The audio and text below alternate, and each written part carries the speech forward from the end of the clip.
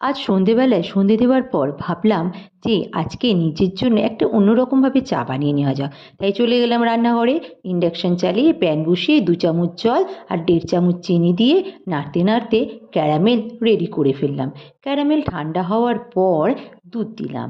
অবশ্যই বন্ধুরা, ক্যারামেল ঠান্ডা হওয়ার পরেই দুধ দেবেন, নাহলে কিন্তু দুধ কেটে যেতে পারে। এরপর আস্তে আস্তে দুধ আর ক্যারামেল মিশিয়ে নিলাম। দুধ ফুটতে থাকলে তার ওপর 2 চামচ চা গুঁড়ো দিয়ে দিলাম। চা যদি বেশি লাগে তারপরও আপনি দিতে পারেন। তারপর নাড়তে নাড়তে চাকে ফুটিয়ে বেশ সুন্দর রং বেরোলে একটা ছোট এলাচ থেতো করে চায়ের মধ্যে দিয়ে দিলাম। দেওয়ার পর দেখলাম মিষ্টি একটা গন্ধ এবং রূপ চা থেকে বেরিয়ে এসছে। তারপর নিজের জন্য 1 কাপ চা ছেঁকে পরিবেশন করে নিলাম। কেমন লাগলো বন্ধুরা? আপনাদের যদি ভালো লাগে নিজেদের জন্য 1 কাপ বানিয়ে অবশ্যই দেখতে পারেন।